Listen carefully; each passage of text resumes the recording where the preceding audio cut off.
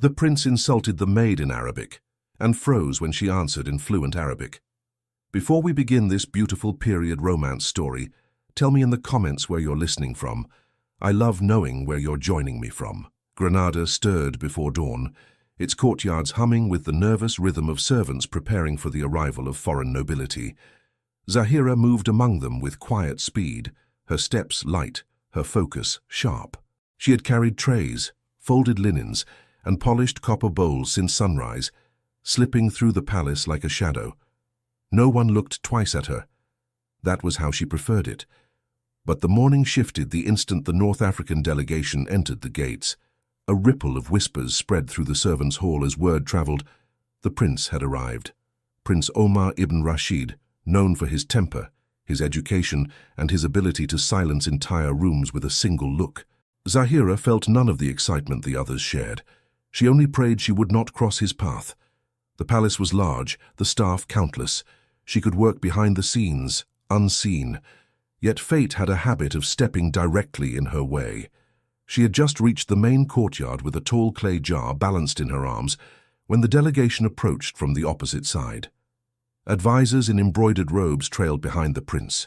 Soldiers in ceremonial garments walked in perfect formation, and in the middle, tall and composed, moved Omar himself. Zahira froze for a heartbeat. She lowered her gaze at once, planning to pass quickly, silently, invisibly. But a girl near her stumbled, bumping Zahira's shoulder. The jar wobbled. Zahira tried to catch it, but her fingers slipped on the curve of the clay. The jar crashed to the stones at the prince's feet, shattering in a loud, hollow burst. The courtyard fell silent. Zahira's breath vanished. She dropped to her knees at once, gathering the fragments with trembling hands. A few servants gasped softly.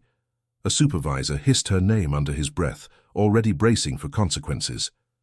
Omar stopped walking. His advisors paused as well, creating a half-circle of expectation. The prince's jaw tightened. He looked down at Zahira, who knelt before him like a figure carved from fear. He spoke sharply. The words came fast, edged with impatience, every sound formed in crisp, impeccable Arabic. It was a reprimand spoken with the confidence of a man certain no one around him understood a single syllable. "Have you no eyes in your head?" he demanded. "Or do you simply enjoy causing trouble wherever you step?" Gasps fluttered among the servants, even if they understood nothing. Tone alone carried enough weight to sting. Zahira's shoulders tightened. She kept her gaze on the broken pieces, her heartbeat loud in her ears. She was used to harsh words, but something in the prince's tone struck a place inside her she had locked away years before. The supervisor whispered urgently, "Stand, girl, stand!" But Zahira did not rise. She drew one slow breath, steadying her hands. She lifted her head only halfway, enough to meet the prince's shadow without challenging him. Then she answered. Fluent, clear, precise Arabic flowed from her lips. "My eyes see well enough, Your Highness," she said quietly. "It is the weight I misjudged, not my senses. And for that mistake I already kneel before you." The courtyard went still. Omar's expression froze. His eyes widened just a fraction, but the change was unmistakable. His advisors exchanged startled looks. One servant dropped the cloth he was holding. Someone whispered a prayer. The prince opened his mouth, but failed to produce a sound. His mind struggled to reorder itself. He replayed the moment in his head. Her accent, her tone, her vocabulary. No untrained servant spoke that way. No uneducated girl carried that level of mastery. Her Arabic belonged to halls of study, not to dusty laundry rooms. Zahira held his gaze for a moment longer, though her own pulse raced beneath the calm she forced into her voice. She bowed her head again, resuming her work of gathering the shards. Omar finally found his voice. "Where did you learn?" But she rose swiftly, dipping her head in a respectful bow before he could finish. She backed away, careful, silent, fading from the center of attention with practiced ease. She did not run. She simply slipped through a side passage, disappearing before anyone could call her name. Omar watched the space she had vacated, confusion settling heavily on his face. He turned to his advisor. "Who is she?" "A maid, Your Highness," the man replied uncertainly. "That is all." "That," Omar murmured, "is clearly not all." He looked again at the broken shards on the ground, as though they held the answer to the riddle standing in front of him. But the courtyard was already returning to its tasks, though whispers followed every step he took. He resumed walking, yet his pace was slower now, his thoughts tangled. A single question clung to him with stubborn force.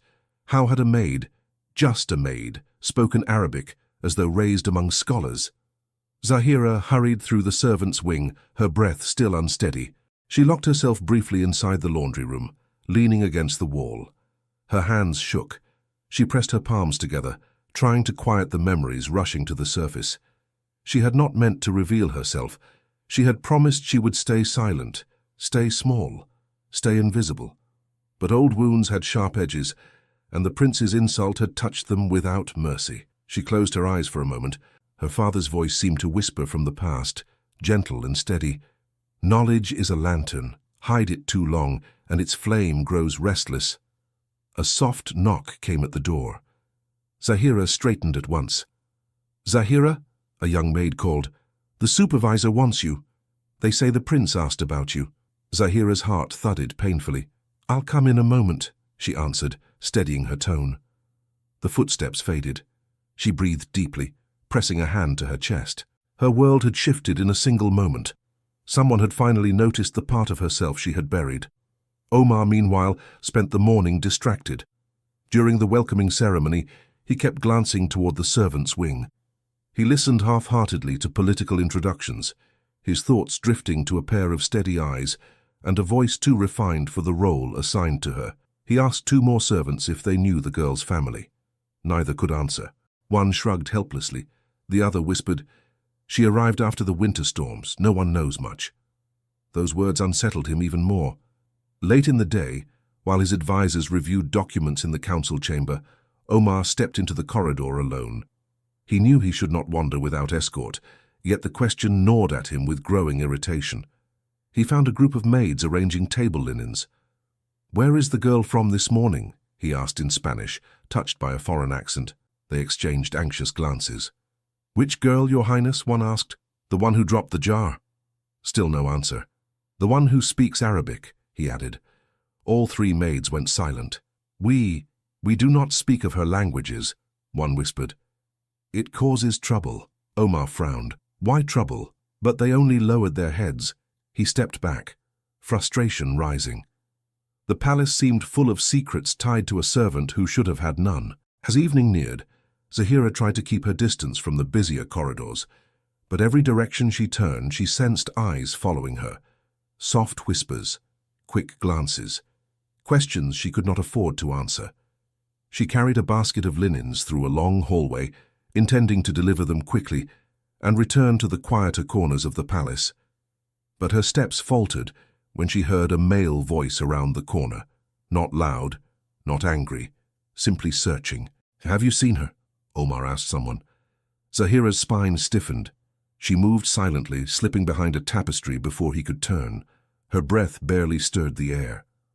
Omar stepped into the hallway moments later, his gaze scanning the length of it. He looked more puzzled than stern, as though he could feel her presence without seeing her. He took a slow breath, speaking to no one in particular. "I will speak to her again," he murmured. "She cannot hide forever." Zahira closed her eyes. The words were soft, but they carried the certainty of a man who always found what he sought. He turned to leave, unaware that Zahira stood only a few feet away, separated from him by a single woven curtain. She waited until his footsteps faded entirely, but even as she stepped back into the hallway, she knew something with chilling clarity. The prince was not a man who forgot an unanswered question, and now she had become one. She had barely taken 3 steps when she heard his voice return, closer this time, sharper. "Someone here knows where she is." Zahira froze. The palace settled into a restless rhythm the next morning, as though yesterday's shock lingered in its walls.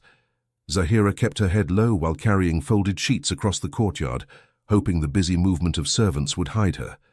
But whispers followed her like a quiet trail. They did not mention Arabic aloud, yet she caught fragments of cautious tones. "Did you hear—" No, don't speak of it." The prince looked for her again. She walked faster, but her pulse refused to calm. Inside the guest corridor, attendants hurried to prepare rooms for the evening's meetings. Zahira laid the linens on a table and began smoothing each one carefully, her hands working faster than her thoughts. She had lived years without drawing notice. One mistake had changed everything. A maid approached her with wide eyes. "Zahira, the prince asked for you again." Zahira tried to keep her voice steady. "Perhaps he only wishes to ensure the jar was replaced." "That is not what it looked like," the girl whispered. "He asked your name twice. He had that look nobles get when they intend to find someone." Zahira stiffened. She folded the final sheet with short, precise motions and placed it onto the stack. "Did you tell him anything?" she asked. "Nothing," the maid replied quickly. "I said I had no idea where you worked today." Zahira exhaled a small breath of relief. "Thank you," the girl shook her head. "I am not protecting you out of kindness. I only fear the trouble this will bring if he keeps asking." Zahira nodded slowly. "Then keep saying you do not know." Before the girl could answer, the sound of footsteps approached, firm, steady, unmatched by any servant. Zahira stepped behind the table, but the maid whispered urgently, "He's coming this way." Zahira lifted the stack of linens as though preparing to deliver them elsewhere and slipped out through a side passage, the familiar maze of corridors giving her cover. She moved quickly, turning corners before voices could catch her. Meanwhile, Omar walked with clear purpose. He spoke to 2 attendants, but they offered nothing useful. He tried again with a guard who shrugged apologetically. Omar's frustration grew. He was not used to running in circles. He stopped near a pillar and looked around with narrowed eyes. "One girl cannot simply vanish inside a palace," he muttered. But Zahira had become an expert in moving unseen long before stepping foot in this place. She reached the laundry wing and set down the linens, steadying her breath. A supervisor noticed her and frowned. "You seem nervous this morning." "I am only tired," Zahira replied. "That is not what I heard," the woman said with a pointed look. "Did something happen with the prince yesterday?" Zahira hesitated. "The jar fell. Nothing more." The supervisor's eyebrows lifted. "Nothing more?" "Elvira was nearly trembling with excitement last night. She asked 3 servants about you. That alone is enough to worry me." Zahira swallowed. "Did she say why?" "She asked questions that did not sound like harmless curiosity," the supervisor said softly. "And you know how she enjoys stirring trouble." Zahira felt the warning settle heavy in her chest. She bowed her head. "I will be careful." "You must be," the supervisor insisted. "If she senses something unusual in you, she will not let it rest." Zahira returned to her tasks, folding the freshly washed garments with quick, neat motions. But Elvira's name echoed in her thoughts, mingling with the prince's unrelenting curiosity. She had lived a long time in silence, and silence had kept her safe. Yet now 2 powerful people had noticed her in the same day. It was dangerous. In another part of the palace, Omar discussed the upcoming diplomatic ceremony with his advisor. But midway through the briefing, he asked abruptly, "Have you learned anything about the servant girl?" The advisor blinked. "Your Highness, this is hardly—" "I asked a simple question," Omar cut in. The advisor cleared his throat. "Only that she keeps to herself. She has performed her duties with no issues." "Her accent was not that of a common household," Omar insisted. "It was refined, precise." The advisor hesitated. "Perhaps she mimicked it." "No," Omar said firmly. "You do not mimic classical Arabic without years of study." He stood abruptly. "I will find her myself." The advisor opened his mouth to protest, but Omar was already leaving the chamber. Zahira spent the next hour in the scullery, helping wash spills from table runners. Steam filled the room, and she welcomed the temporary concealment. But each time the door opened, her shoulders tensed. A maid rushed in, breathless. "Zahira!" he asked again. Zahira's hands stilled. "Where?" "Near the inner courtyard. He asked 2 footmen if they had seen you today." Zahira wiped her hands, her voice low. "And did they?" "No. They only pointed in random directions. They were too frightened to admit anything." Zahira's heart tightened. "He cannot keep searching for a servant. He has duties." The maid gave her a sympathetic glance. "A prince can do as he wishes." Left alone again, Zahira leaned against the wash basin, her thoughts racing. She needed to stay unseen at least until the prince's curiosity faded. She could not afford whatever questions he intended to ask. But she also knew curiosity rarely faded when ignored. By midday, the palace hummed with preparations for the evening's dinner. Servants rushed with trays and instructions. Zahira tried to blend into the pace of the others, but she caught the shift of glances whenever she entered a room. She felt watched from all sides. While collecting napkins from the sewing room, she heard the sharp, familiar voice of Doña Elvira drifting through the hallway. "I saw her this morning," Elvira said lightly. "She pretended not to notice me." "How interesting," another woman replied nervously. "Perhaps she was busy." "No," Elvira said. "She avoided me. I can always tell." Zahira stayed completely still, hidden behind the doorway, her breath held. Elvira continued, her voice smooth. "The prince asked about her more than once, you know. Such attention is rarely innocent." Zahira felt her stomach drop. The other woman murmured, "Do you think something happened between them?" "That is what I intend to discover," Elvira replied. "A servant who hides languages must have secrets, and secrets can be dangerous in the wrong hands." Zahira's pulse pounded. She backed away before she could hear more, slipping quietly down the servants' passage with faster steps.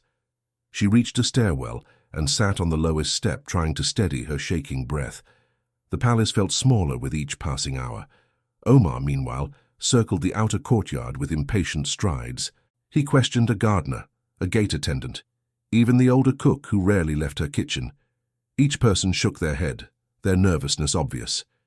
He paused beneath an archway. "Why is everyone so afraid to speak of her?"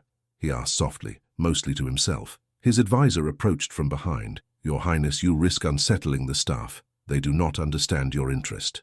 "Neither do I," Omar admitted, "but I will not stop until I have answers." In the afternoon, Zahira delivered a tray of clean cups to the dining hall. She set them down quickly and prepared to leave, but two young servants blocked her path. "Is it true?" one whispered. "Did you speak the prince's language?" Zahira stiffened. "Who told you that?" "No one, but everyone is whispering. They say you understand him." Zahira kept her voice low. "Stop speaking of it. You will only bring trouble." "But is it true?" the other asked, leaning in. Zahira met their eyes firmly. "Forget whatever you heard." The girls stepped back, startled by the seriousness in her tone. Zahira walked past them with hurried steps, determined to reach the quieter part of the palace, but Omar was already approaching the dining hall from the opposite side. Zahira turned a corner and saw him several paces away.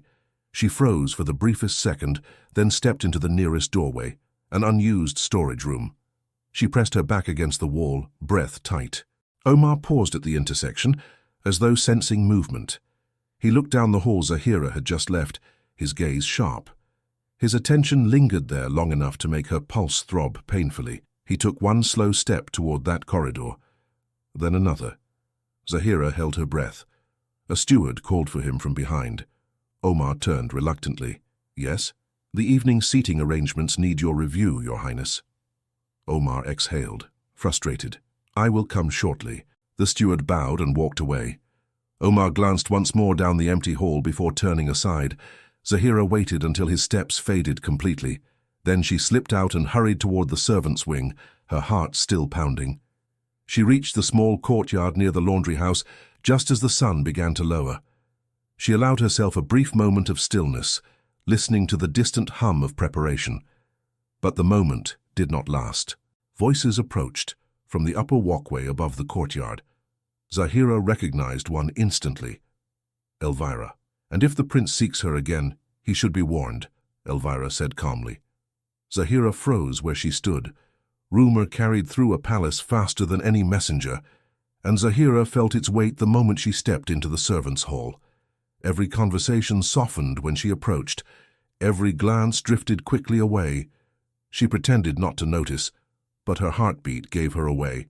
Something had shifted, and the shift had a name, Doña Elvira. By mid-morning, the tension grew sharper.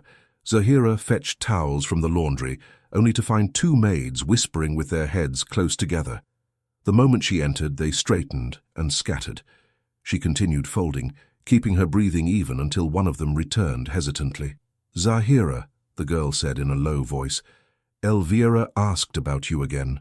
Zahira did not look up. "What did she say?" "That you hide things." That there is something odd about you. Zahira's hands paused over a towel. Odd? What did she mean? The girl shook her head quickly.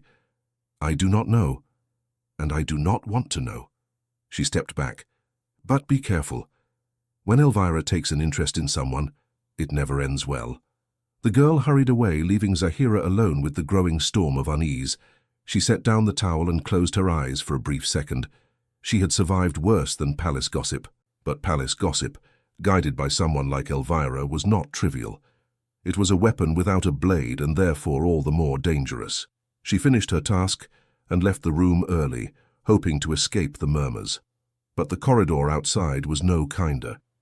2 footmen spoke in hushed tones until they saw her. One stepped aside, the other pretended to adjust a painting on the wall, though both stared after her with curiosity. Zahira forced herself to appear calm, though her stomach tightened. What had Elvira said?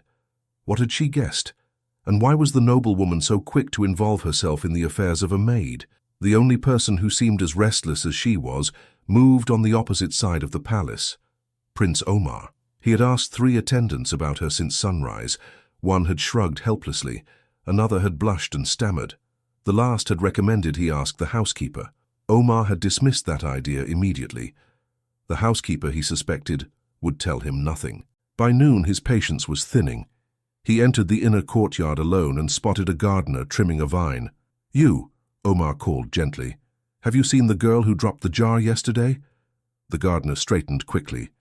Many girls work here, Your Highness. The one who spoke Arabic. The man blinked and shook his head. I did not know any servant could. Omar exhaled sharply. Is there no one in this palace who knows her name? The gardener stepped back uncomfortable, and Omar gave up, walking away with tense strides. He was not used to being ignored, not used to chasing answers, and certainly not used to feeling as though he had offended someone he barely knew. Meanwhile, Zahira carried a basket of table linens through a smaller passage to avoid the main halls. But halfway down the corridor, she heard footsteps approaching, fast, purposeful, familiar. Her heart jumped. She ducked into an alcove behind a row of tall urns just before Omar appeared at the far end. He slowed, scanning the corridor with a thoughtful frown. He spoke to himself again, quiet but certain. She is avoiding me. Zahira held her breath. She knew he was right, and the truth unsettled her deeply. She had no wish to provoke his curiosity, yet every attempt to stay hidden only seemed to sharpen his determination. Omar turned away reluctantly and continued on. The moment he disappeared, Zahira slipped out, walking in the opposite direction with quickened steps. She reached the sewing room in search of a place to breathe.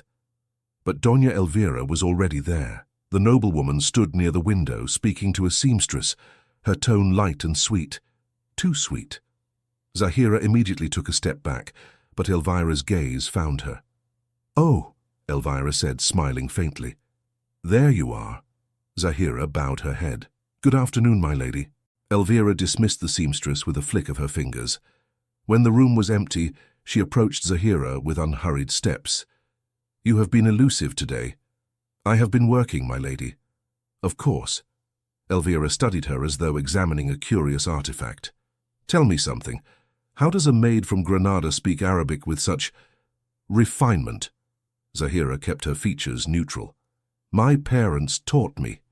Your parents. Elvira let out a soft, doubtful hum. And where did they learn it? The market, the taverns, or perhaps some mysterious scholar wandered into your childhood home? Zahira's pulse quickened. My parents were from an Arab settlement. They spoke it at home. Elvira watched her closely, searching for cracks. How convenient. And yet your accent was not that of peasants. It was polished, precise, almost noble. Zahira clasped her hands tightly. I cannot speak for what you hear, my lady. Elvira stepped closer. I do not care for evasive answers. They invite suspicion, and suspicion invites danger. Do you understand me? Zahira met her gaze briefly. I mean no harm. Oh, I am certain of that. Elvira smiled again, but her eyes remained cold. But harm does not always come from intent. Sometimes it comes from secrets. Zahira said nothing. Elvira leaned slightly forward. The prince asks for you. That alone concerns me. A diplomat cannot afford distractions. not when tensions between kingdoms stand so delicately balanced. Zahira kept her voice steady. I do not seek his attention. I believe you, Elvira said calmly. But he seeks you.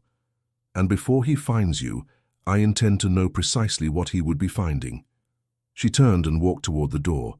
Zahira breathed in slowly, but her hands still trembled.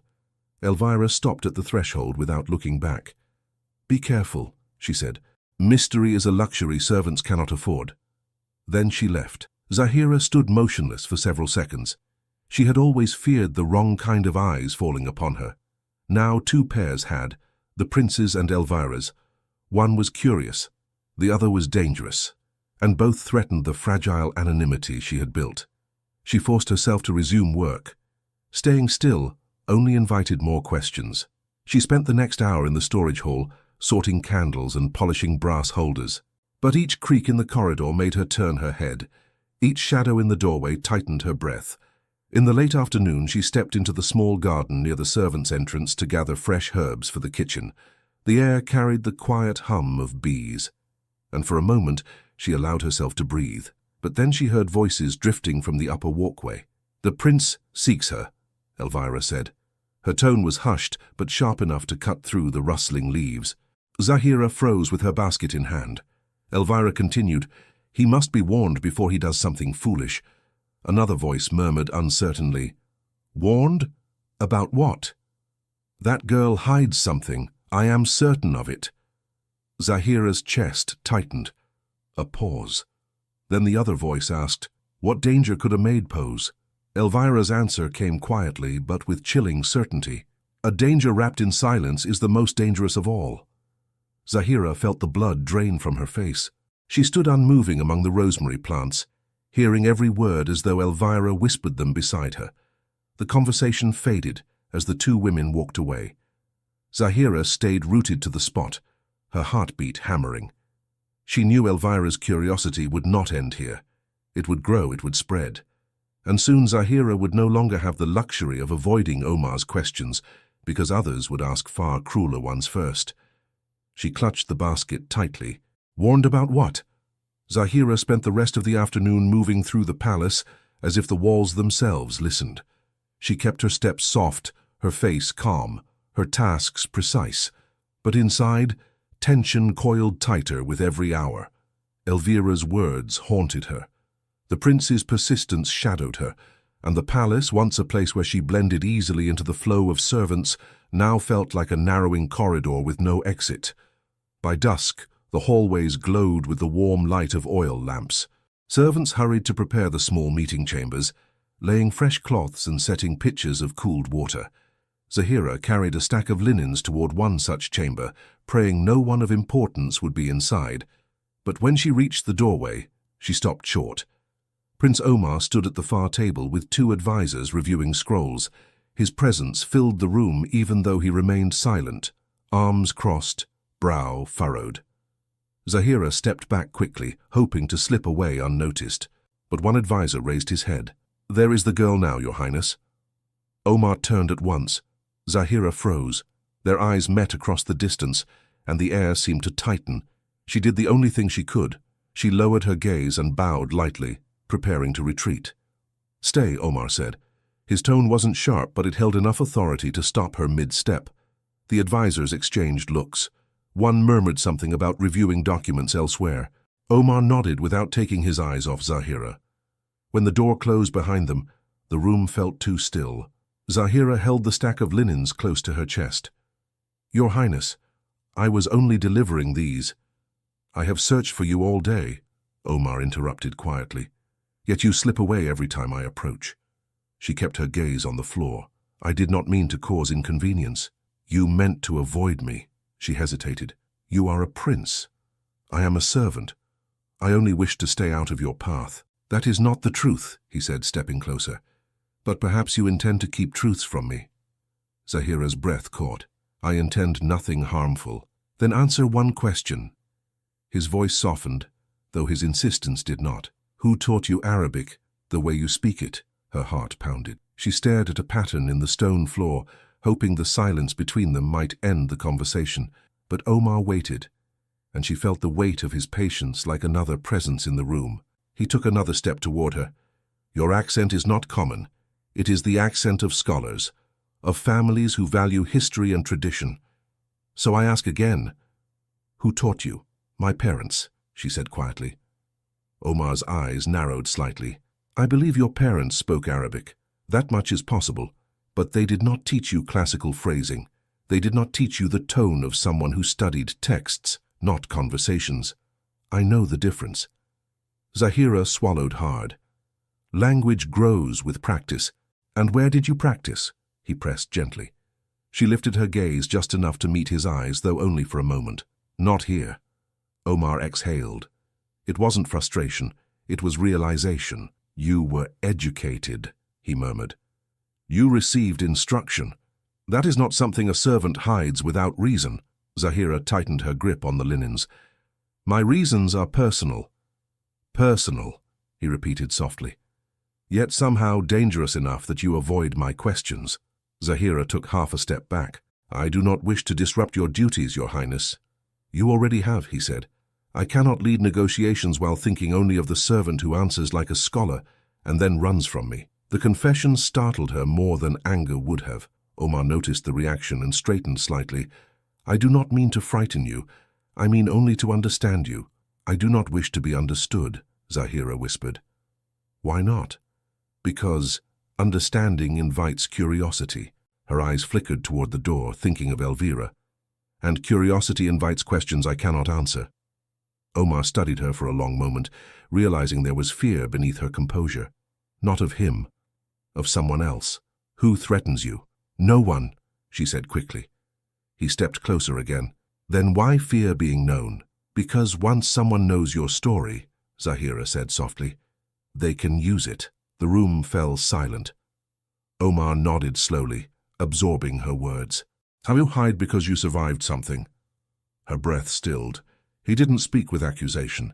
He spoke with certainty, and Zahira realized the prince was not asking as a nobleman demanding obedience. He was asking as someone who recognized the shadow in her voice. "Zahira," he said more gently, "I do not seek to expose you, only to understand what happened that taught you to fear your own truth." She looked away. "You ask too much." "Then tell me only a small part," he offered. "One answer, one moment, anything that will keep others from spinning stories that harm you." Her pulse raced. "Others?" He hesitated. "There are people in this palace who question your presence, who wonder why you hide your education." She closed her eyes briefly. "Elvira." "Yes," he confirmed. "She seems determined to know more about you, and she has the influence to twist half-truths into accusations." Zahira opened her eyes, tension tightening every line of her posture. "I have no desire to become the subject of noble intrigues." "Then speak with me," Omar insisted. "Let me protect you." Those last words unsettled her deeply. "You cannot protect someone you do not know," she said quietly. His gaze softened. "Then let me know you." She shook her head. "Your Highness, enough formality," he said. "We speak alone." "There is no audience here." Zahira's voice trembled slightly. "I cannot give you what you ask." Omar took one final step closer, close enough that she felt the shift of the air between them, though he did not touch her. "I am not asking for your secrets," he said, "only for honesty." She raised her chin slowly. Her eyes met his fully for the first time since the jar shattered at his feet, and for a moment neither spoke. She searched his face. He searched hers, and between them formed a fragile bridge, wider than the space they stood in, and more dangerous than either wished to admit. Zahira inhaled unsteadily. "If I tell you the truth," she said, "you will not like it." "I do not seek comfort," he replied, "only truth." She looked down at the linens in her arms. Her fingers tightened around the fabric until her knuckles whitened. At last she spoke, her voice low but unwavering. "I learned Arabic from scholars," she said. "I grew up surrounded by books and manuscripts.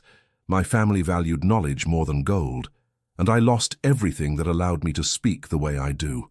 Omar's expression changed, softening with both understanding and concern. "You were displaced?" Zahira nodded once.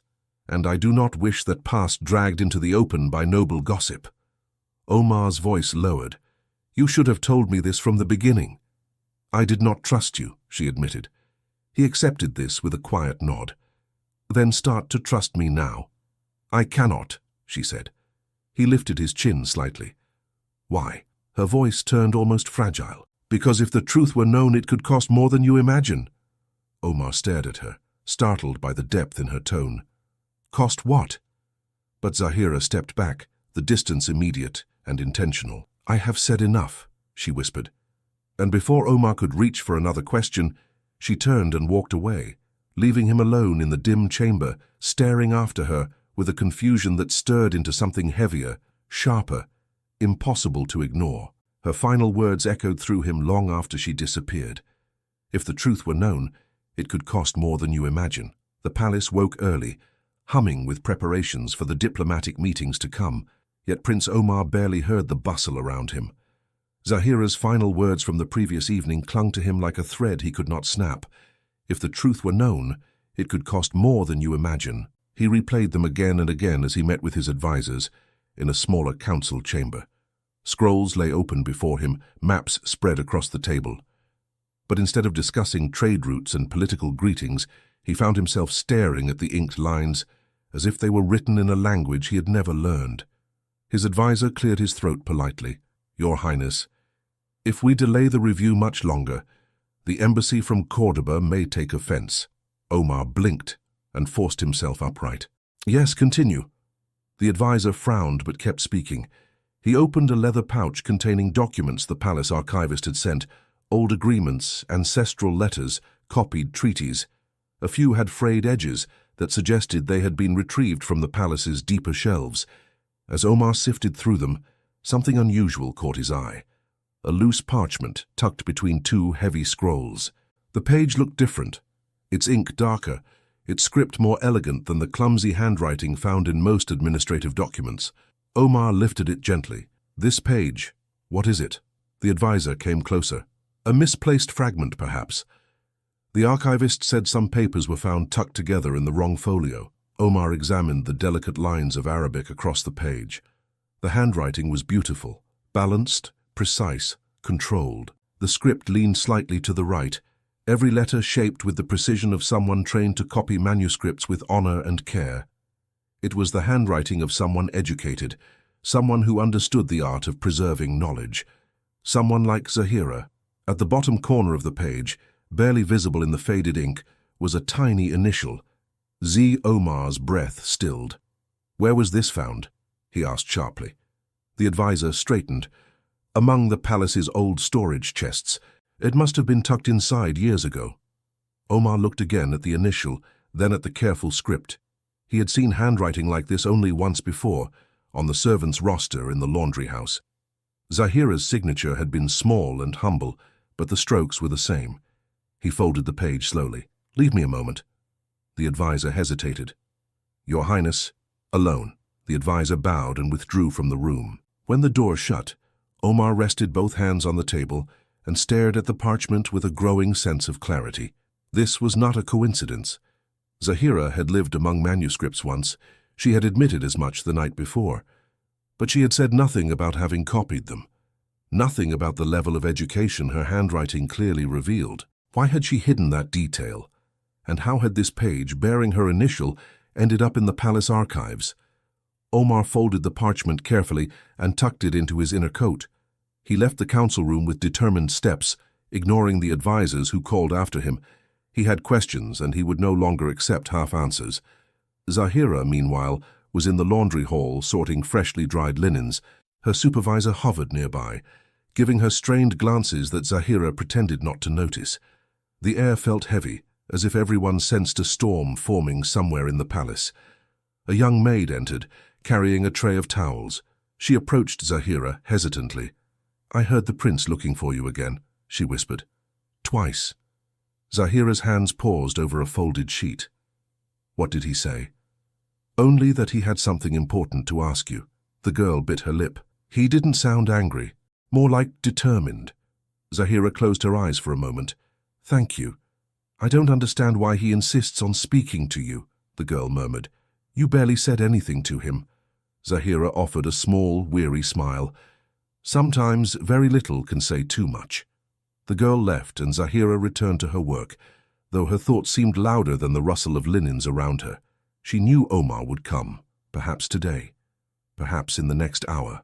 And after Elvira's growing suspicions, Zahira feared that avoiding him would only worsen her situation. When the first shadow crossed the doorway, Zahira did not look up. When the footsteps grew louder, she forced her hands to keep folding. But when the room fell silent, too silent, she finally lifted her gaze. Prince Omar stood in the doorway, holding a small, folded parchment in his hand. Her breath caught. Every servant in the laundry hall froze at once. Some bowed. Others hurried to appear busy. The supervisor stepped forward immediately. "Your Highness," the woman stammered, "forgive the disorder." Omar raised a hand, stopping her. His eyes remained fixed on Zahira. "I need a moment with her," he said. The supervisor's eyes widened, but she nodded quickly. "Of course, come everyone, allow His Highness the room." The servants dispersed with murmured apologies, leaving Zahira standing alone beside the linen table. When the door finally shut behind the last of them, the room felt twice as large. Zahira lowered her head. "Your Highness, you should not be here." "On the contrary," Omar replied, stepping closer. "This is exactly where I must be." She swallowed hard. "I do not wish to cause attention." "You already have." His tone softened. "And it is not of your doing." He reached into his coat and unfolded the parchment. Zahira froze completely when she saw the script. Her fingers curled around the edge of the table, knuckles white. "Where did you find that?" she whispered. "In the archives," Omar replied, "among documents prepared for the negotiations." "Misplaced," they said. He watched her reaction carefully. "But I do not believe in coincidences." Zahira stepped back, instinctively creating distance. Her pulse hammered in her throat. "That page was never meant to leave my mother's belongings. It should not be here. Then it is yours." She exhaled shakily. "Yes." He waited, allowing her to continue. "It is a copy," she said quietly. "One of many I wrote as a child. My father believed that knowledge must be preserved. He taught me to copy manuscripts so our history would not fade." Omar listened, absorbing each word. Zahira continued, her voice steady but solemn. "When my family fled, I kept a few pages hidden, but I lost track of some things after they died. I do not know how that one reached the palace." Omar studied her, her expression, her trembling hands, the weight she seemed to carry. "You were raised as a scholar's daughter," he said, "not a maid." She nodded once. "Then why come here as a servant?" Zahira closed her eyes briefly. "Because I had nowhere else to go." Omar's chest tightened. She lowered her gaze. "I thought if I hid what I knew, I could live quietly. No one would ask questions. No one would suspect me of anything. But they do now," he said. Zahira's throat tightened. "Elvira suspects something," Omar continued, stepping closer. "She senses your education, and she will not stop until she discovers more." Zahira's hands clenched at her sides. "That is why I cannot speak openly. She intends to make trouble," Omar warned softly. "I know." Zahira's voice trembled. "But trouble grows faster in silence," he added. She closed her eyes again, hurt by how true that was. He unfolded the parchment fully and placed it on the table between them. "Zahira, I do not wish to expose your past, but I cannot protect you if you keep me in the dark." She opened her eyes, meeting his gaze with a mixture of fear and something deeper, something like yearning for relief. "I do not need protection," she whispered. "Yes," he said gently. "You do." She drew a slow breath. "And if I tell you everything, what then?" "Then," he replied, "I will know how to keep Elvira from turning your life into a weapon." Zahira hesitated. Her eyes lingered on the parchment, the handwriting that belonged to a world she had lost. She lifted it slowly, her fingers brushing the familiar ink. "It was part of a manuscript my father treasured," she said softly. "He believed it held pieces of an older understanding between kingdoms, nothing political but meaningful, a reminder of shared roots. I copied it so it would not be forgotten." Omar listened intently. "When we fled, I carried only fragments. I buried them with him when he died. Only a few remained with my mother. And when we arrived here, she hid them too." Zahira's voice wavered. "After she passed, the belongings were taken by the palace steward. I never saw them again. Omar's brow tightened. So the palace acquired your family's manuscripts without knowing what they were? Yes. He looked at the parchment again. This fragment, it is beautiful work. Zahira lowered her gaze. Omar exhaled slowly. Zahira, this changes everything. These manuscripts could matter in the negotiations. They speak of shared history, mutual respect, things this meeting desperately needs. That is why I hid them, she whispered. Knowledge can unite, but it can also be twisted. He nodded, understanding at last. She lifted her eyes. What will you do with it? Nothing without your consent, Omar said firmly. But I must ask, did anyone else know you kept these? No, Zahira said. No one but my mother. He stepped a little closer. Zahira, someone placed this page in the very stack of documents meant for my eyes. That cannot be an accident. Zahira's breath halted. What are you saying? I'm saying someone in this palace wants your past uncovered. Her heart pounded. He held her gaze. And I intend to find out who. Zahira stiffened when she heard footsteps approaching from the hallway outside. Omar turned toward the doorway, just as a shadow moved past the crack beneath it. He stepped forward, opening the door sharply, only to find the corridor empty. But Zahira's face had already gone pale. She stared at the door. Someone heard us. Zahira's whisper hung in the air, fragile as thin glass. Someone heard us. Omar stepped into the hallway again, scanning both directions. Only a servant carrying a tray hurried around the far corner, far too distant to have lingered by the door. The corridor looked harmless, but Zahira's instinct was rarely wrong. She had lived too long in watchfulness not to know when a shadow didn't belong. He closed the door, his expression sharpening with determination. If someone listened, they would not have fled in silence. They would have waited to be discovered, to create some noise to excuse their presence. Not if they wanted to remain unseen, Zahira murmured. And who in this palace gains anything from hiding in shadows to overhear you? Omar asked. She didn't need to think. Elvira. He nodded once. Then we must assume she is digging deeper. Zahira clasped her hands tightly. If she learns the truth, she will use it, not to help her kingdom, not to help yours, but simply to hurt. Omar moved closer, lowering his voice. I will not give her the chance. Zahira looked away. You cannot stop her. No one stops her. I can, he insisted. You don't understand the way these walls work, Zahira whispered. You are new here. You see power as a title. Elvira sees it as a game, and she does not lose. Omar absorbed her words, but his resolve didn't waver. She will lose this time. Zahira shook her head softly. Not if she reveals my past first. Omar leaned against the table, arms folding. Then you must tell me the whole truth. Not the edges, not the fragments, everything. Only then can I protect you. Zahira's breath faltered. The room felt smaller. She had offered Omar pieces of her story, but the rest she had buried so deeply that speaking it aloud seemed like betrayal. Of her parents, of her survival, of the silence she had sworn to keep. He watched her struggle, and his tone gentled. I am not your enemy. I know, she said. Then why hide from me? She looked at him, and for the first time her eyes held more sadness than fear. Because truth binds people, and I cannot afford bonds. Omar stepped closer, lowering his voice. I am not asking for you to bind yourself to me, only to trust me with what Elvira already suspects. Zahira shook her head. She suspects nothing. She only sees an opportunity. A dangerous combination, Omar said, which is why I must know what she hopes to uncover. Zahira's fingers fidgeted with the fabric of her sleeve, a small involuntary gesture that betrayed her turmoil. Omar waited patiently. He didn't press. He didn't demand. He simply watched her with quiet sincerity. Please, he said softly, tell me. She inhaled slowly through her nose, then spoke in a voice barely above a whisper.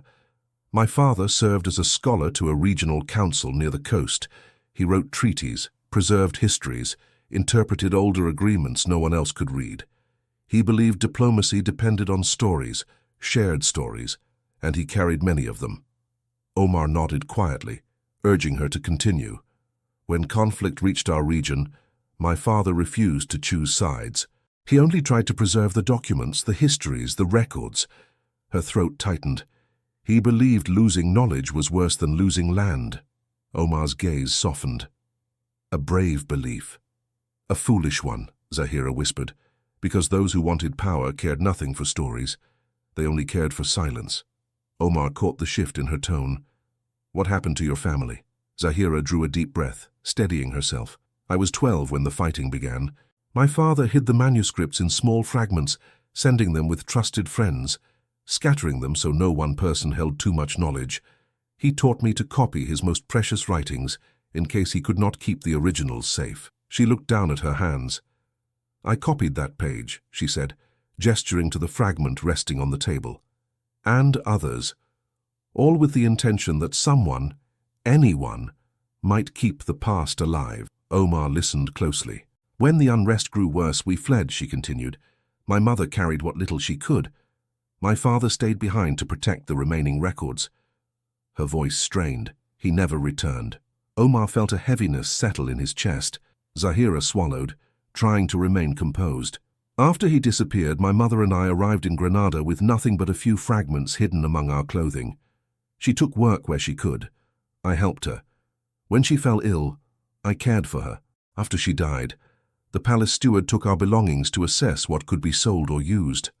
Her eyes glimmered with restrained pain. I begged him not to touch the manuscripts, but he said everything left behind belonged to the palace. Omar exhaled slowly. That is how your page ended up in the archives, he said. Zahira nodded. Yes. And you feared anyone discovering it? She nodded again. Because if they knew we carried knowledge tied to families still in conflict, questions would follow. Allegiances would be assumed, accusations would be made, and I only wanted peace. Omar stepped closer, his voice softer than she'd ever heard it. Zahira, what you carry is not a threat, it is a treasure. To you, she whispered, but not to those who see danger in every foreign word. He clenched his jaw. Elvira. Zahira closed her eyes briefly.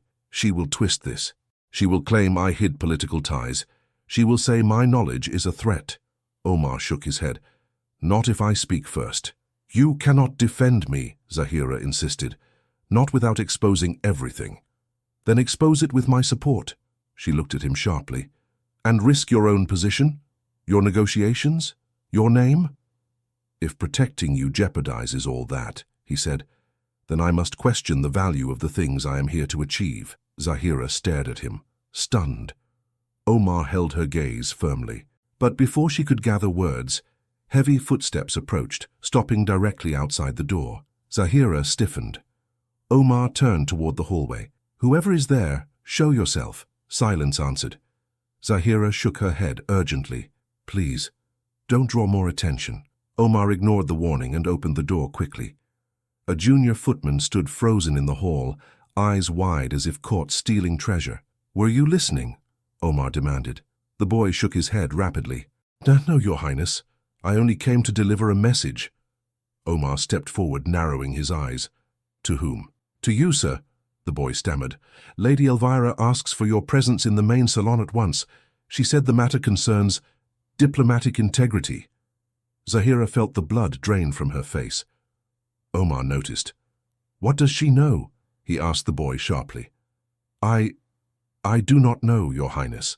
Only that she insisted the matter was urgent. Omar stepped back into the laundry hall, closing the door behind him. Zahira stood motionless, the color slowly returning to her cheeks, but her panic still raw. She knows something, Zahira whispered. Omar spoke through clenched teeth. She knows enough to think she can use it. Zahira's hands trembled. What if she overheard you reading my manuscript? What if she saw the page? What if she... She will not attack you openly, Omar said. Not yet. She is gathering pieces. She wishes to corner you without showing her hand. Zahira hugged her arms tightly around herself. She does not need truth to destroy, only suspicion. Then let me confront her, Omar said. If she intends harm, you must not confront her directly, Zahira pleaded. If you react too strongly, she will know her suspicions are true. He paused. She was right. Omar stepped closer, lowering his voice. Zahira, I will not let her twist your past into a threat. I should never have spoken, Zahira whispered, tears touched by anger and fear. I should never have answered you that day. If I had remained silent— No, he said firmly. You should not have needed to stay silent. Zahira lowered her gaze. Omar gently touched the parchment on the table. Whoever placed this page here did so with intention, he murmured. Someone wants your secret exposed. Or wants you to believe it is exposed, Zahira said. Omar's jaw tightened. Either way, this is no longer something you can face alone. She looked up at him with weary eyes. What choice do I have? Omar held her gaze. I will come for you tonight, he said quietly, after the sun sets. Somewhere we can speak without walls listening. You cannot, she whispered. Elvira already suspects too much. I will not risk being absent, he replied, and I will not let her move unchecked. Zahira swallowed. Where? The old courtyard, he said. The one behind the eastern cloister. Few servants go there after dark. Zahira hesitated. If we are seen— We won't be, Omar promised. She closed her eyes for a heartbeat, knowing she was stepping toward a path she had vowed never to walk. Omar reached for the parchment again and slipped it back into his coat. I will keep this safe, he said. Zahira's voice came soft and hollow. Nothing is safe now. He looked at her with a mixture of resolve and something deeper, something he could not yet name. I will meet you at twilight, he said. Zahira wanted to argue. She wanted to refuse, but fear had already woven too tightly around her to unravel now. When she finally nodded, it was not agreement. It was surrender to inevitability. Footsteps echoed again in the corridor. Omar stepped away from her, straightened his coat, and moved toward the door. But before he opened it, Zahira whispered one last plea. If Elvira has learned anything, she will strike soon. Omar glanced back. That is why I must speak to her now. Zahira shook her head. Whatever you do not let her know what you have. Omar nodded once. He opened the door and stepped out. Zahira remained in the empty laundry hall, hands trembling, knowing the sun had not yet set, and already the shadows were moving. Someone had heard them. The palace swelled with preparations for the grand diplomatic banquet. Servants rushed through corridors, carrying trays of polished silverware and folded linens. Musicians rehearsed soft melodies in distant chambers. Nobles arrived in carriages that glittered under the rising moon. The entire estate pulsed with expectation, yet Zahira felt none of its beauty. All day she carried a weight she struggled to hide. Omar's warning, Elvira's scheming, the misplaced manuscript page. Each piece had tightened around her like a snare. She moved with careful steps, avoiding crowded halls, hoping invisibility might shield her a little longer. But visibility was no longer hers to choose. As the afternoon matured into evening, Elvira drifted through the palace like a woman hunting a scent. Zahira felt her presence before she saw her. Every time she turned a corner, someone whispered Elvira's name. Every time she bent her head to work, she sensed eyes on her back. By dusk, Zahira's unease reached its peak. She collected freshly folded linens and headed toward the banquet hall. The soft glow of chandeliers filled the wide space as servants arranged the tables with precise symmetry. Zahira took her place among them, working quietly, hoping, praying that the evening would pass without incident. It did not. Elvira entered like a queen inspecting her kingdom. Her gown swept across the floor as she approached the long table. She murmured pleasant greetings to nobles, offered polite nods to advisers, and then paused when she saw Zahira smoothing a napkin. Silence rippled outward. Zahira immediately lowered her gaze, stepping back, but Elvira's voice, light, warm, dangerous, cut through the room. "Leave that," she said to Zahira. "I must speak with you." Every servant froze. The housekeeper blinked anxiously. Even the musicians in the corner faltered in their tune. Zahira bowed her head and stepped forward. "Yes, my lady?" Elvira studied her with a smile that never touched her eyes.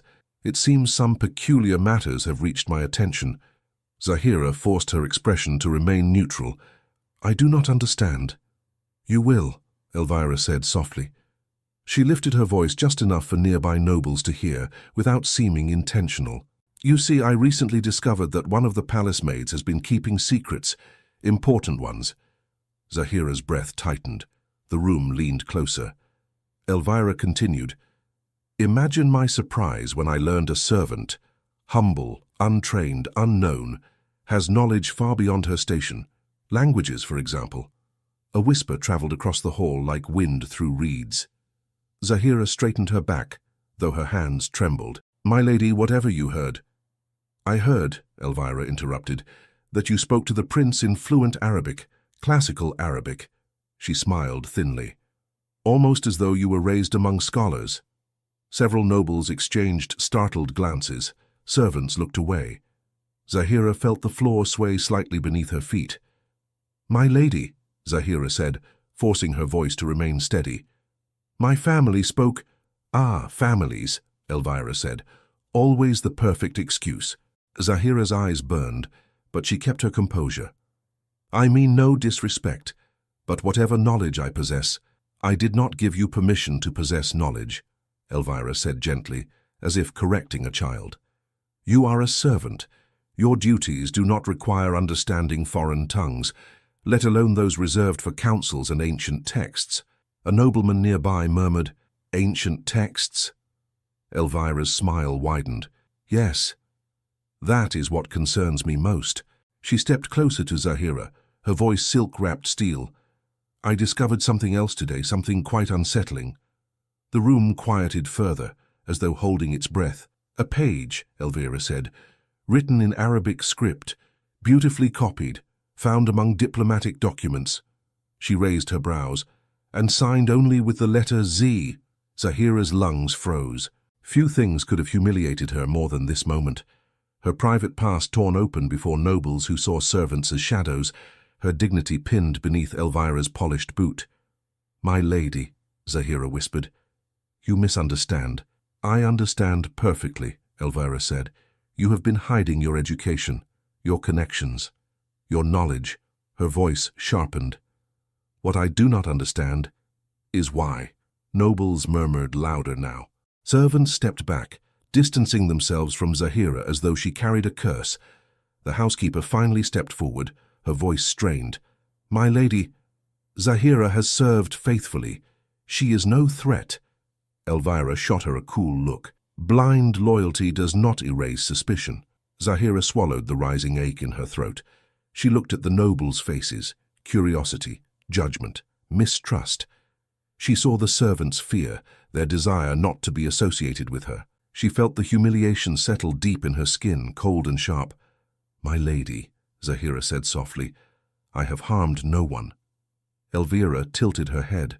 "Then explain why you copied manuscripts worthy of scholars, why your handwriting appears in documents intended for diplomatic negotiations, why you hide abilities you should not possess." "I do not hide," Zahira said, though the tremor in her voice betrayed her. "Oh, you do," Elvira answered with a smile. "And people who hide knowledge often hide motives." Zahira's eyes widened faintly. "I have no motives." "Then you will not object," Elvira said, "if I request that the steward relieve you of your duties until further notice. We cannot risk allowing someone with unexamined loyalties to wander freely during such delicate negotiations." Zahira felt the world tilt. "That will not be necessary," a voice said sharply.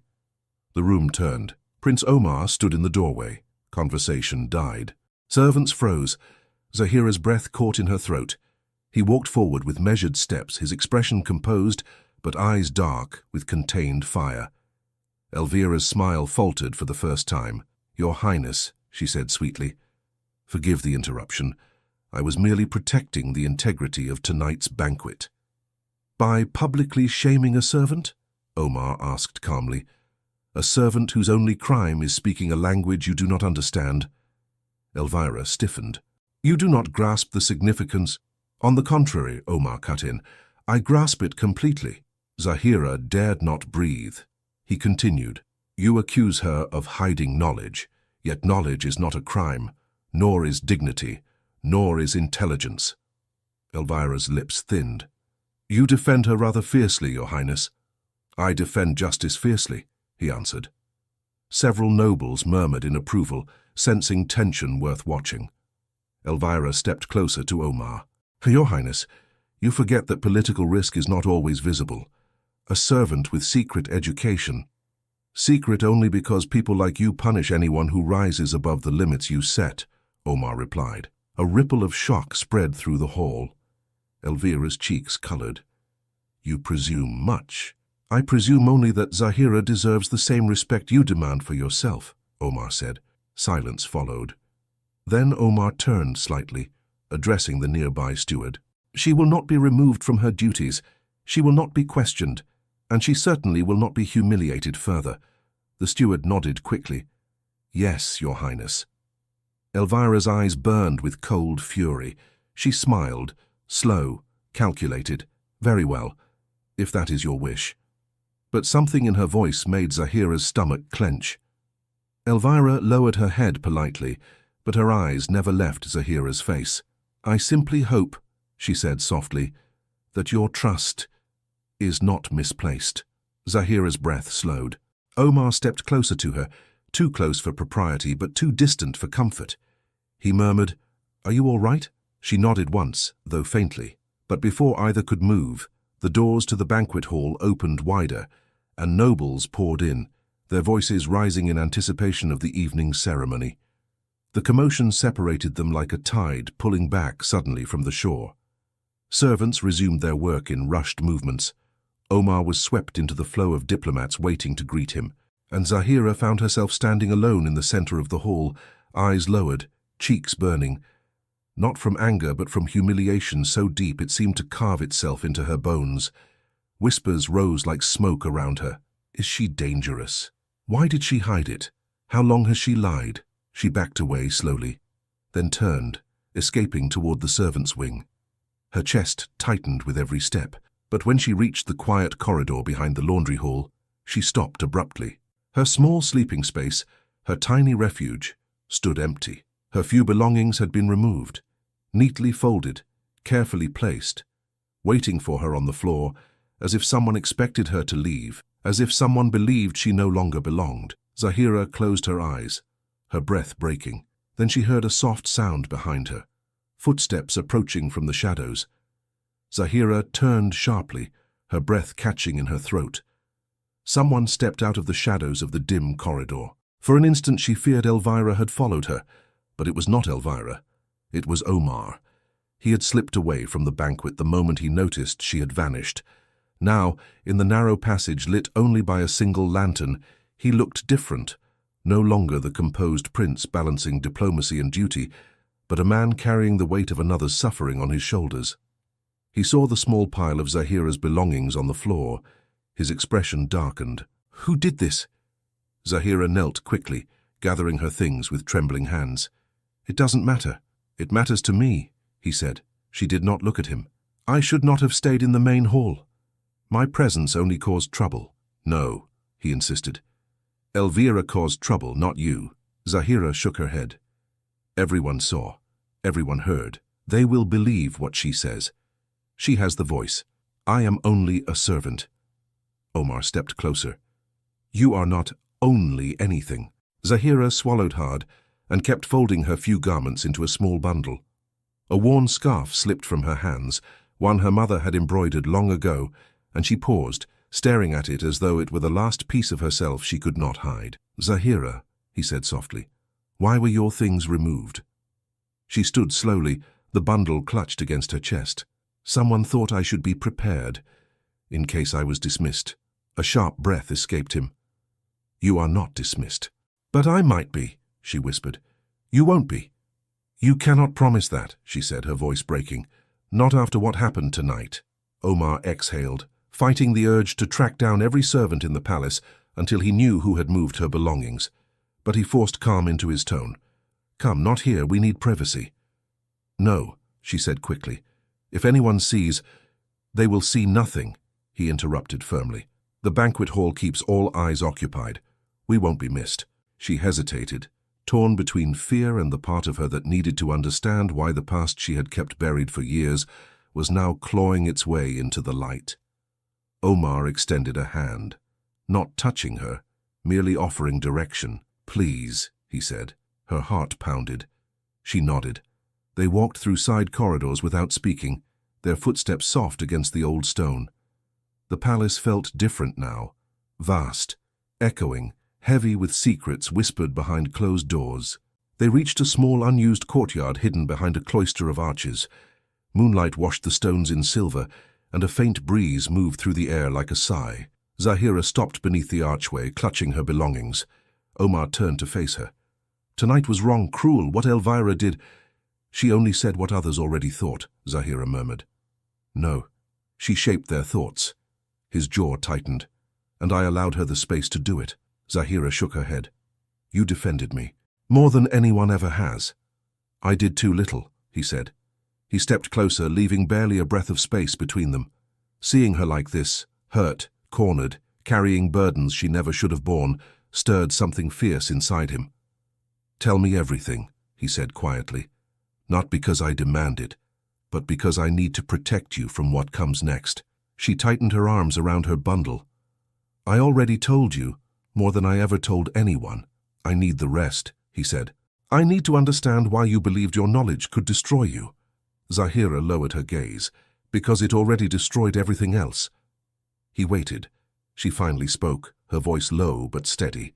When the conflict spread, the council my father served was accused of harboring information they never possessed. A rival faction believed they concealed records of old alliances, documents that could prove claims to contested lands. My father told the truth.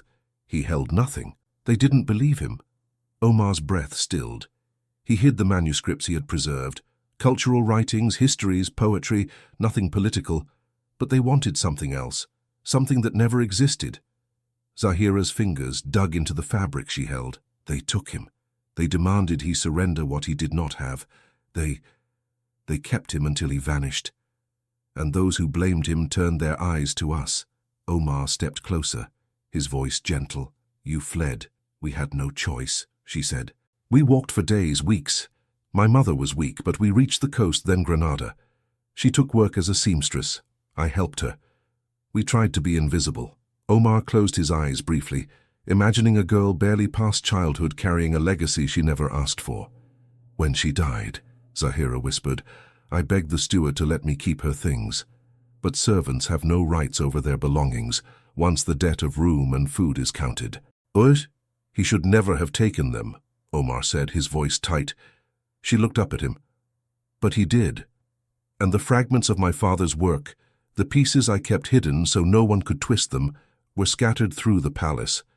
And now, one of them has returned to me. Omar touched the inner pocket of his coat where the page rested. I have it safe. Zahira closed her eyes again as relief and sorrow warred in her face. You carry knowledge both kingdoms need, Omar said. Not knowledge of war, knowledge of history, of unity. Unity is what destroyed my family, she whispered. No, he replied. Those who sought to control history destroyed your family. There is a difference. She looked at him with pain lingering in her gaze. You do not understand. If Elvira learns the truth, she will accuse me of being tied to factions still in conflict.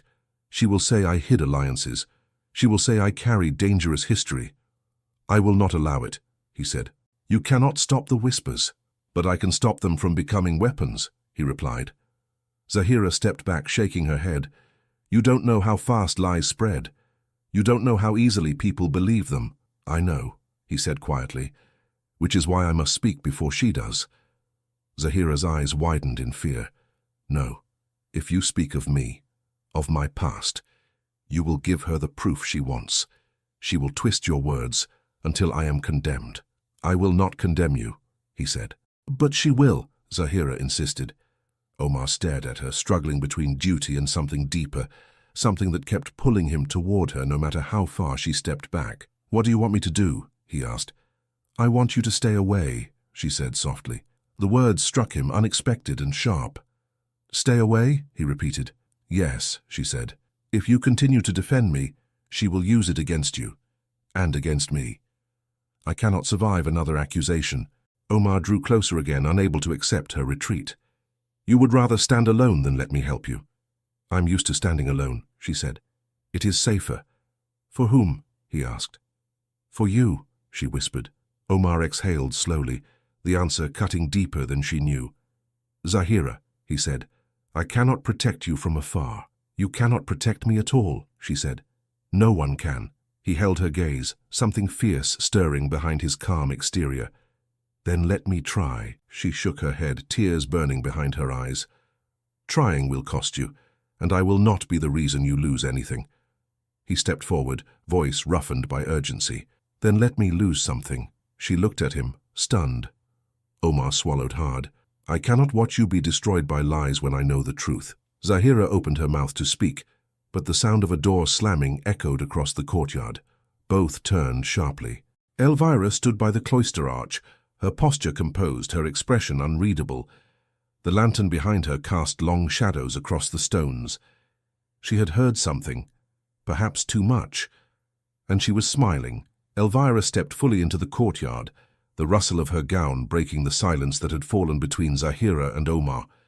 Moonlight brushed her face, revealing not triumph, but something colder, certainty. The kind of certainty that came from believing she had already won. Omar moved slightly in front of Zahira without thinking, his posture protective, steady, unmistakable. Elvira noticed. Her smile sharpened. "Well," she murmured, "this is far more interesting than I imagined." Zahira's breath trembled. Omar, composed but tense, met Elvira's gaze directly. "You followed us," he said. Elvira tilted her head. "When important matters concern the stability of this palace, yes, Your Highness, I follow." She folded her hands. "And tonight everything I suspected has been confirmed."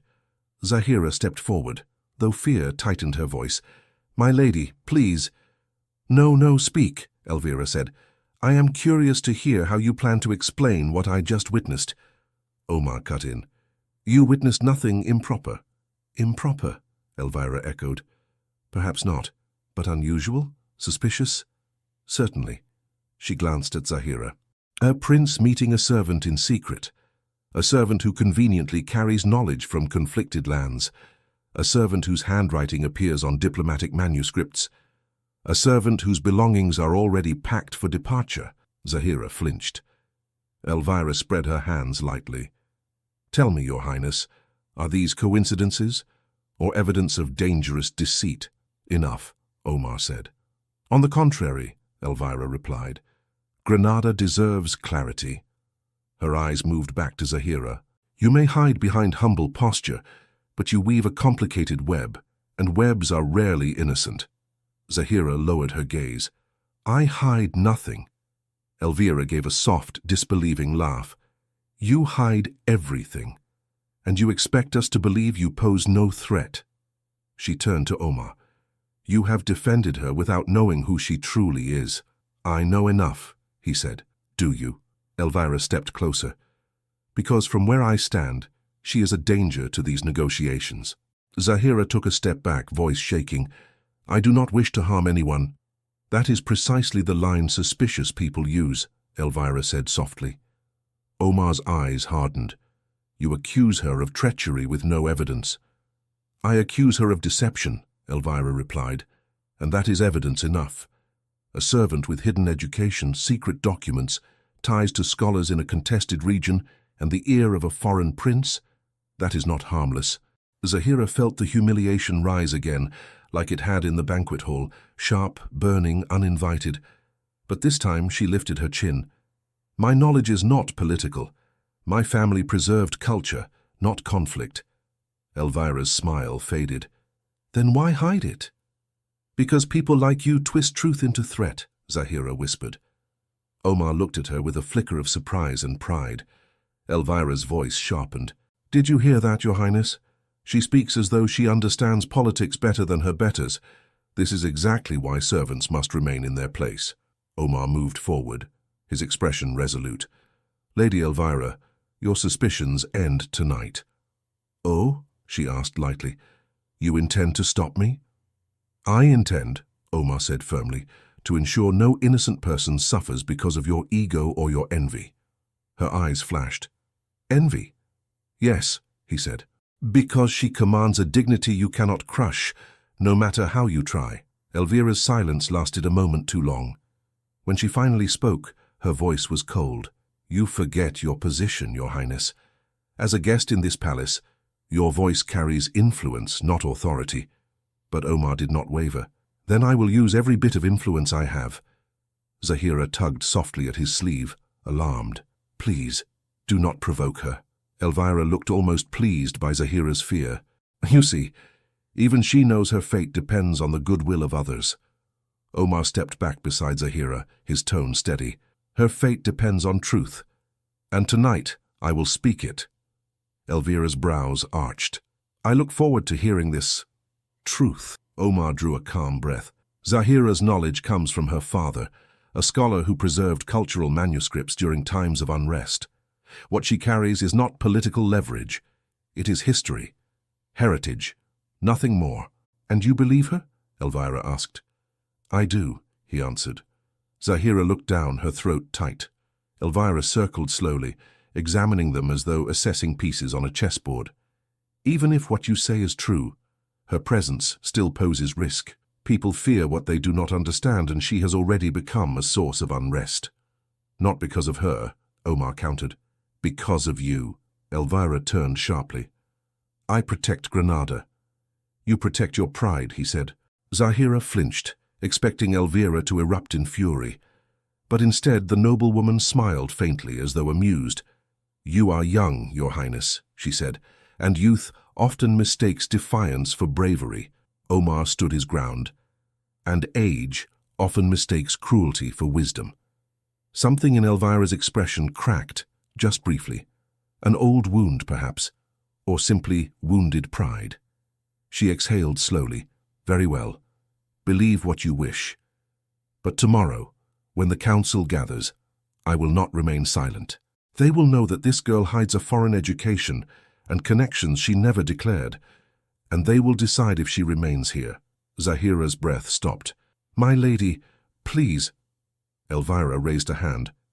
If you wished mercy, you should have kept your secrets more carefully. Omar stepped forward. You will cause damage to an innocent woman. Perhaps, Elvira said, but better one woman suffer injustice than a kingdom suffer uncertainty. I will not let that happen, he said quietly. Elvira paused. Her eyes moved between them, reading something unsaid. Then she gave a slow, knowing smile. It seems I have understood far more than you intended me to. Zahira stiffened. Omar's expression darkened. Leave her alone. Elvira stepped back toward the cloister arch. I will leave her for tonight, but tomorrow her fate will be decided publicly. She turned to leave, but then paused and looked directly at Zahira. You should prepare yourself, she said. People will ask questions you cannot answer. Omar moved instantly. Elvira... But she had already vanished into the shadows, her footsteps echoing down the stone hall. The courtyard fell into a heavy silence. Zahira stood still, shoulders trembling, not from fear now, but from exhaustion. An exhaustion born of years of running from the past and hours of running from Elvira.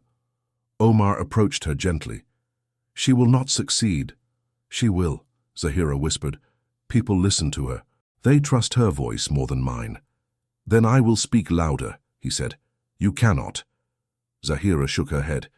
If you defend me again, she will claim I have manipulated you, that I used my knowledge to gain your favor. She will twist everything. Omar hesitated. Zahira continued more softly. And if she turns others against you, your mission here will fail. Your kingdom needs you to succeed. I will not be the reason you falter. You are not a burden, he said. But I could become one, she whispered. He clenched his fists lightly, struggling against the truth she spoke. Zahira bent to gather her belongings again, but her hands faltered.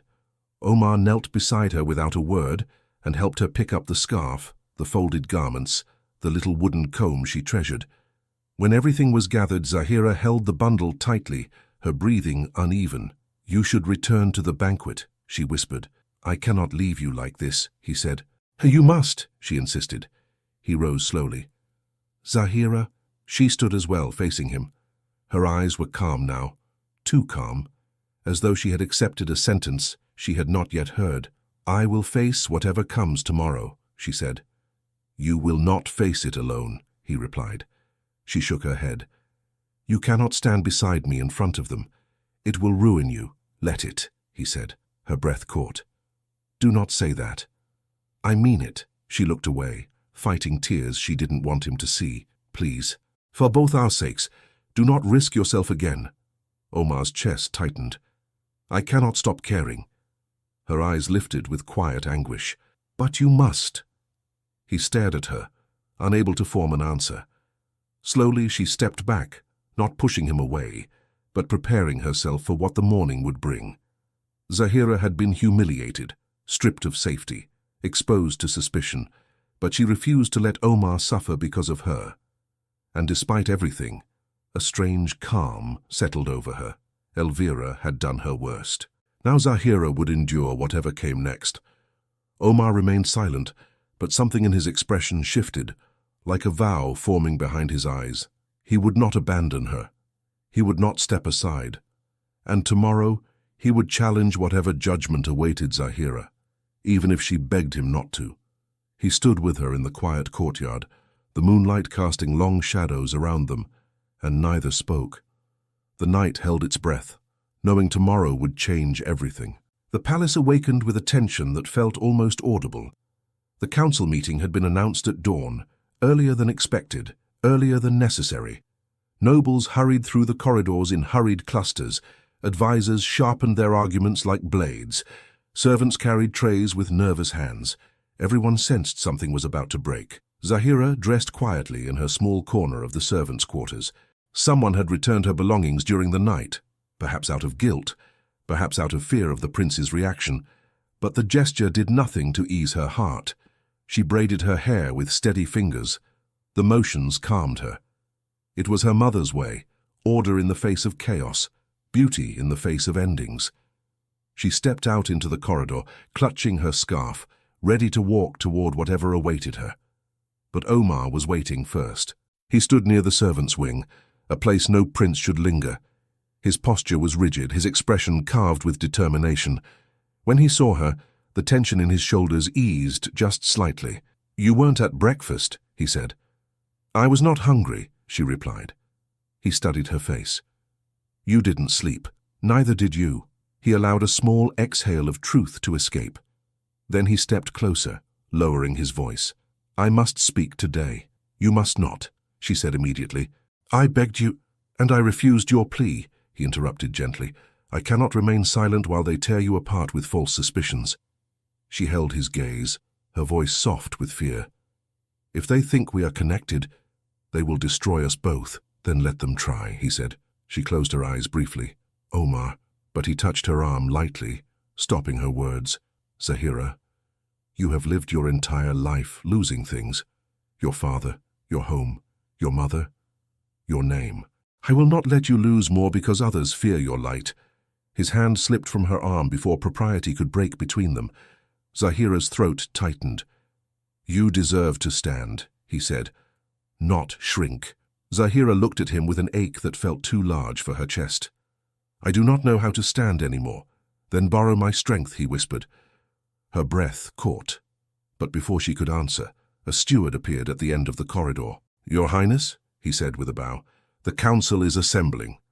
Omar nodded and stepped back, but his eyes never left Zahira's. "Come," he said softly. "Walk with me." Zahira hesitated. "Everyone will see." "Yes," he said. "Let them." She inhaled a trembling breath, and she walked beside him. Servants stared. Nobles froze. Whispered speculation followed them down every hall. Some looked horrified, some intrigued, some triumphant.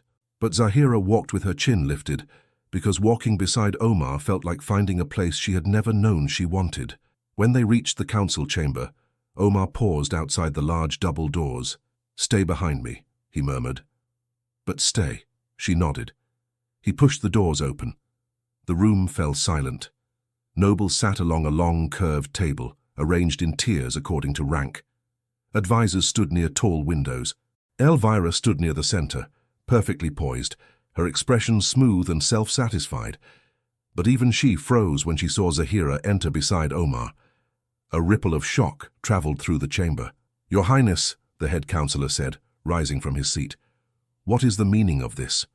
Omar stepped forward. "I bring truth." Elvira let out a faint laugh. "You bring a servant. I bring a woman whose integrity has been called into question without cause," Omar replied. Elvira folded her hands. We shall see. The council motioned for Zahira to step forward. Zahira stood just behind Omar's shoulder, close enough to feel the strength he carried like armor, far enough to give him space to speak. The councillor addressed him. Your Highness, Lady Elvira has raised concerns of possible political ties, hidden knowledge, and suspicious behavior. Given the delicate nature of our negotiations, we must determine whether this servant poses any threat. Zahira's breath stilled. Omar lifted his chin. She poses no threat. Her knowledge comes not from politics, but from heritage. Elvira stepped forward. Heritage she concealed. Because you would twist it against her, Omar said. The room stirred. Elvira smiled thinly. If she is innocent, she should speak for herself. She turned to Zahira. Tell the council who her father was. Tell them what he carried. Tell them why she ran. Zahira felt her chest tighten. Omar turned halfway toward her. You do not owe them pain. Zahira swallowed. But I owe myself truth. She stepped forward slowly. The nobles leaned in. Her voice was soft, but clear. My father was a scholar, she said. He preserved stories, not secrets, histories, not weapons. We fled because others sought what did not exist. They blamed him for not possessing it. They punished him for honesty. A murmur filled the chamber. Elvira made a small, dismissive sound.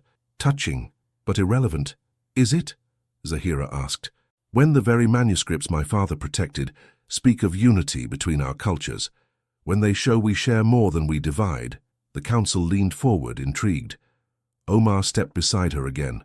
And it is precisely that unity we seek today. Elvira frowned. This is sentimental. The girl hides knowledge. That alone is dangerous. The only danger here, Omar said calmly, is allowing fear to silence truth. He reached into his coat and withdrew the folded page Zahira had copied years ago. Slowly he held it up. The council whispered with interest. This, Omar said, is not a political document. It is a cultural one, a reminder of shared history, a symbol of peace, not conflict. He placed it gently on the table before the council. Zahira watched, her heart trembling. Elvira's lips parted in anger. You expose confidential records. They were never confidential, Omar said. They were lost, and now found. One councillor carefully unfolded the page, tracing the script with reverence. This is beautiful work, he murmured, preserved with great care. Another noble looked at Zahira. You wrote this? Zahira nodded, her voice barely audible. Yes, Elvira pounced. There. Proof she holds skills no servant should. Proof she hides her past. Zahira lifted her head. I hid nothing for gain, only for survival. Elvira opened her mouth to argue, but the councillor lifted a hand. Lady Elvira, you have spoken much. Allow others to speak. Elvira fell silent, though fury smouldered in her eyes. The councillor addressed Zahira.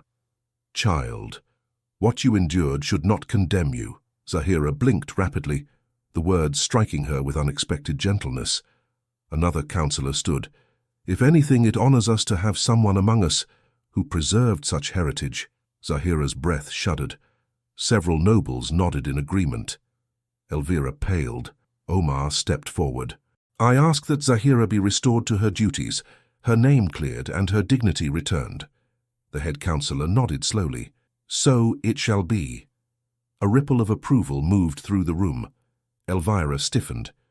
You reward deception. No, the councillor said firmly. We punish injustice.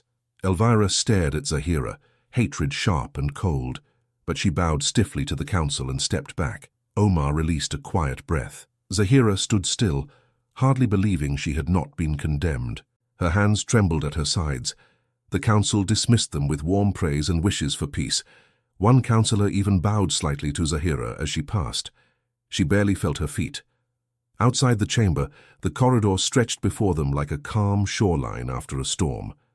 Zahira took one step, then two, then stopped entirely, clutching the wall as her breath broke with a sound too fragile to contain.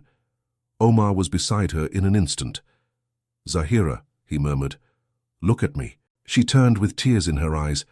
I truly thought, I know, he said, voice soft with understanding. She pressed her hand to her mouth. "How did this happen? How did I survive this?" "Because you stood in the truth," he said. "No," she whispered. "Because you stood with me." He reached out, slowly, carefully, until his fingers brushed her cheek. She did not pull away. Her breath hitched. "Zahira," he said quietly, "from the moment you answered me in the courtyard, I have been unable to stop thinking of you." Her eyes widened. "You carry strength wrapped in humility," he said, "dignity wrapped in silence, light wrapped in fear, and I—" His voice softened further. "I cannot look at you without feeling something shift inside me." She felt her heart open in a way that frightened her.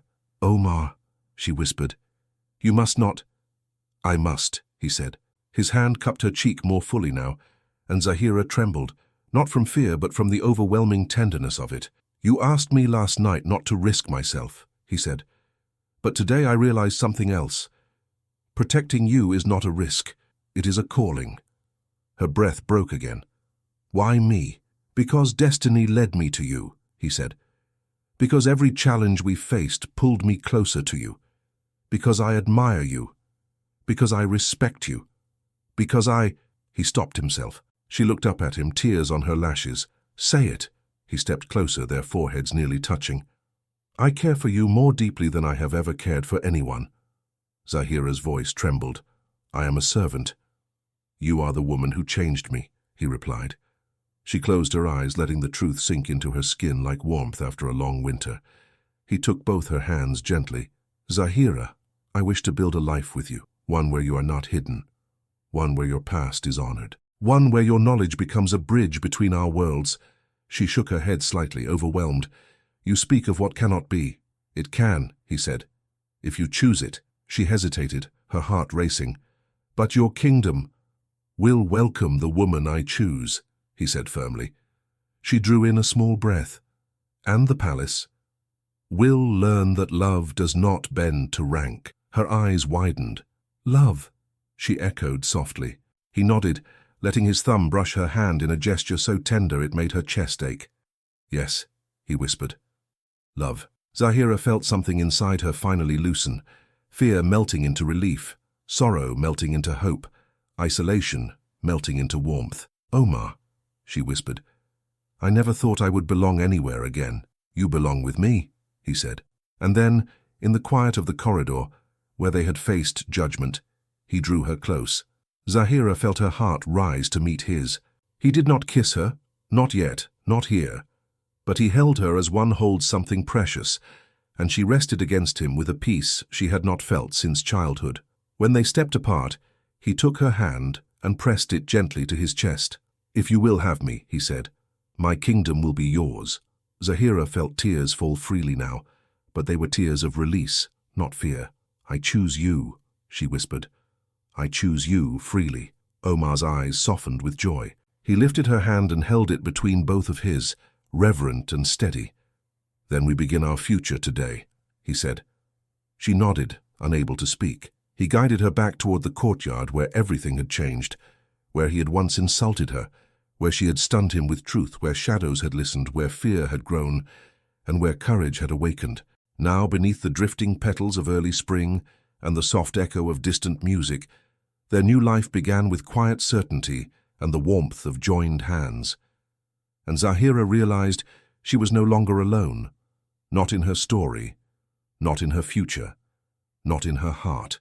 She looked up at him, smiling through tears, ready to walk toward the promise he had offered, ready for a life rebuilt, not on fear, but on love. Omar drew her close once more, his voice low and full of wonder, as he whispered the first words of their shared destiny.